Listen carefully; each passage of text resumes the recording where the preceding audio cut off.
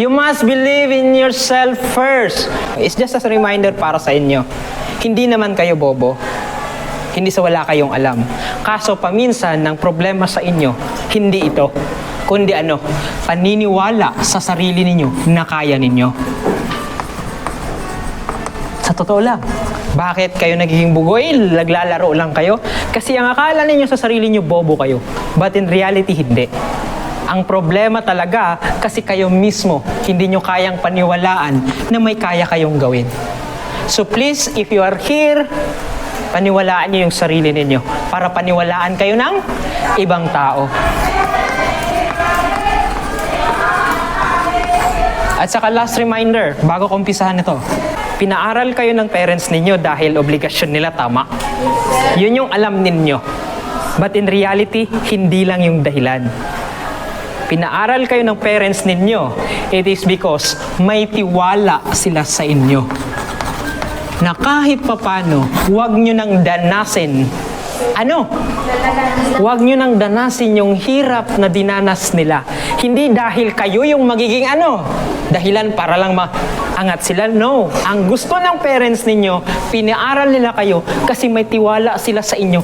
Kahit papano na i-improve yung sarili ninyo hanggang sa makatapos kayo para pagdating ng araw, hindi nyo danasin yung problema, yung hirap na dinanas nila.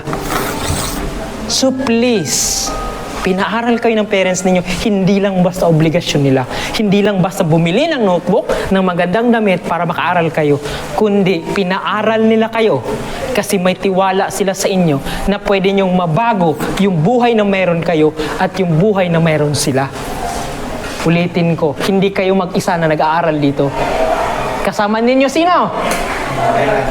Kasama ninyo si parents ninyo.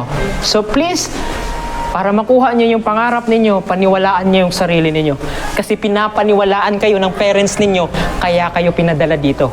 Para mabago yung sitwasyon na meron kayo. Klaro? Yes, sir. Saan tayo huminto last time? Huwag kayong mag-alala. Everyday, or baka magalit kayo sa akin, I will remind you, isaksak ko talaga sa utak ninyo. Every day, 1 to 3 minutes, isasaksak ko sa utak ninyo na i-remind sa inyo na may umaasa sa inyo. Yung pag-upo ninyo dyan, na yung tipo bang binibigyan kayo ng baon, nakakatanggap kayo ng pera, samantalang yung nagbibigay ng pera sa inyo, nandoon sa kainitan. Kayo may bubong kayo, sila wala.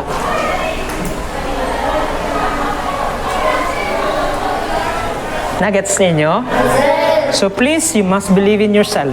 Klaro? Yes, sir. Klaro? Yes, sir.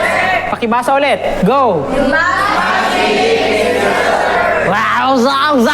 Zaw! Balik! You must believe in yourself first. Kasi iba man kalimitan, ang ganyo hindi. I must believe na mahal niya ako. Bot! Ibilin rapon mo! Yes, boss.